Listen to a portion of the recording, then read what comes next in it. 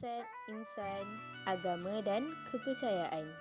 Assalamualaikum warahmatullahi wabarakatuh. Saya Siti Sidratu Muntaha binti Muhammad Zainal. Saya merupakan Ketua Kumpulan 5. I'm still gonna shine away, yeah, and tell everyone we're having some fun. Ahli Jawatan Kuasa Pelaksana Perbentangan.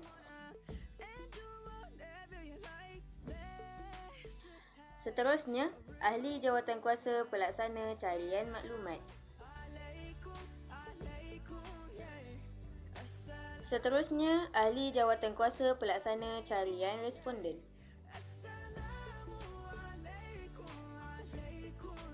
Seterusnya, Ahli Jawatan Kuasa Pelaksana Penyusunan Slide.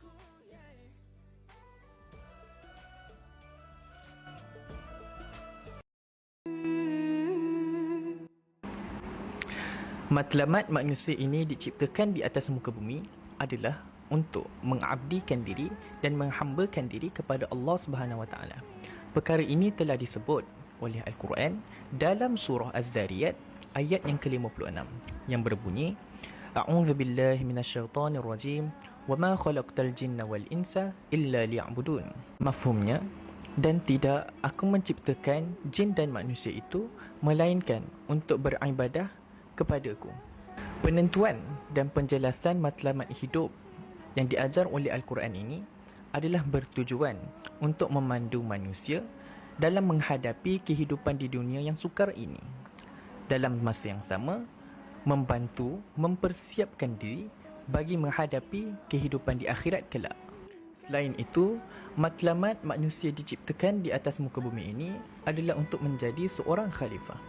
Namun, manusia yang benar-benar layak untuk digelar sebagai seorang khalifah ialah manusia yang benar-benar melaksanakan konsep kehambaan dan pengabdian diri kepada Allah Subhanahu Wa Taala.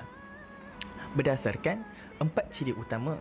Yang pertama ialah akidahnya sebagai seorang Islam. Yang kedua ialah ibadahnya. Yang ketiga ialah akhlak yang mulia.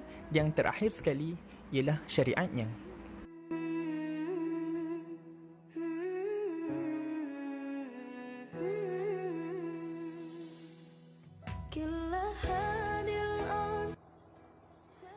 Isu semasa yang bangkit pada masa kini adalah kepelbagaian matlamat kehidupan menjadikan matlamat kehidupan yang seharusnya terpesong dari jalannya.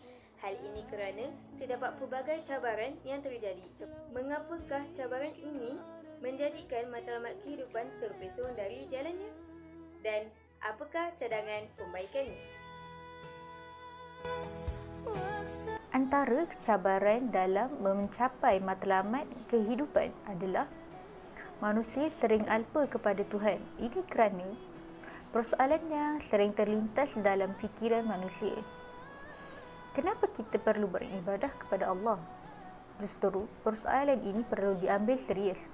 Jika dia dibiarkan, ia boleh membawa kepada keruntuhan akhlak, peningkatan jenayah, melemahkan kepercayaan dan menipiskan keyakinan terhadap Islam, sehingga ia boleh mengakibatkan kehilangan hala tuju hidup. Bahkan juga ia boleh membawa kepada murtad dan ateis di kalangan orang-orang Islam, khususnya golongan-golongan belia. Jadi, langkah bagi membendungnya adalah dengan yang pertama, memperbaiki diri sendiri dari segenap sudut. Bukan sahaja pada luaran, malah halaman juga perlukan pembaikian dan penambahan. Selain itu, bergaul dan mendampingi dengan orang-orang yang soleh untuk membawa kita ke arah yang lebih positif dalam kehidupan. Pelbagaian keadaan masyarakat. Akidah manusia sering terpesong dari landasan yang benar. Hal ini kerana mereka mengikut pemikiran agama masing-masing. Contoh matlamat kehidupan agama Islam ialah untuk beribadah kepada Allah, mengikut segala perintahnya dan meninggalkan segala larangannya. Manakala matlamat kehidupan manusia menurut ajaran Hindu adalah untuk mencapai moksha yang bermaksud pelepasan. Bagi matlamat kehidupan manusia menurut ajaran Buddha, adalah untuk mencapai nirvana, iaitu tercapainya kebahagiaan. Cara untuk mengatasinya, kita sebagai orang Islam haruslah memperbanyakkan mencari ilmu melalui program-program ceramah agar kehidupan umat Islam sentiasa berada di landasan yang benar sekaligus berpegang dengan akidah yang betul. Antara huraian cabaran matlamat kehidupan yang terpesong dari jalannya adalah kebahagiaan di dunia diutamakan berbanding di akhirat. Hal ini kerana kurangnya didikan agama di kalangan masyarakat pada masa kini. Mengutamakan dunia semata-mata seolah kita memberikan ruang yang banyak kepada penyakit yang berbahaya yang akan memudaratkan diri kita di akhirat. Kebencian perkara itu juga pernah diungkapkan oleh sahabat Rasulullah SAW, iaitu kasih kepada dunia adalah punca segala kejahatan.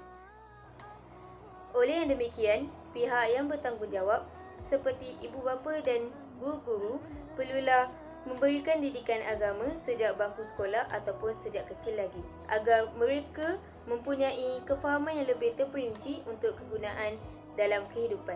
Selain itu, kita juga perlulah mencari dan mendekati kawan yang baik agar tidak terpengaruh dengan anasir-anasir yang buruk pada masa kini. Apa pandangan anda tentang matlamat kehidupan? Pada pandangan saya, matlamat kehidupan manusia ialah untuk beribadat kepada Allah Subhanahu Wa Taala. Disebabkan Allah telah berfirman dalam Al-Quran dalam surah Az-Zariyat, di mana Allah berkata, "Wa ma khalaqtul jin wal ins illa liya'budun." Wallahu a'lam. Kenapakah matlamat kehidupan manusia pada masa kini terpesong pada jalannya? Terima kasih pada persoalan yang disampaikan Lily. Okey, pada pandangan saya, yang pertama ialah umat Islam tidak mempraktikkan ajaran atau suruhan Al-Quran dalam kehidupan seharian. Contohnya dari segi akidah. Akidah hari ini umat Islam ibarat telur di hujung tanduk. Hal ini kerana terdapat banyak kemasukan pendapat-pendapat yang menyesatkan. Dan yang kedua ialah dari segi ibadah. Contohnya solat. Jika manusia tidak melaksanakan solat, mereka akan langsung terpesong dan semakin jauh daripada agama. Terima kasih. Terima kasih atas pandangan anda.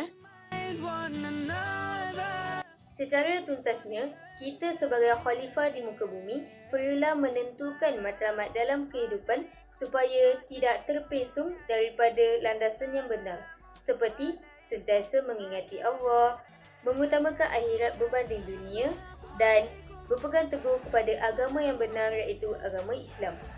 Seperti kata-kata hikmah yang masyhur, kehidupan bukanlah tentang mencari diri sendiri, tetapi hidup adalah tentang mencipta diri sendiri.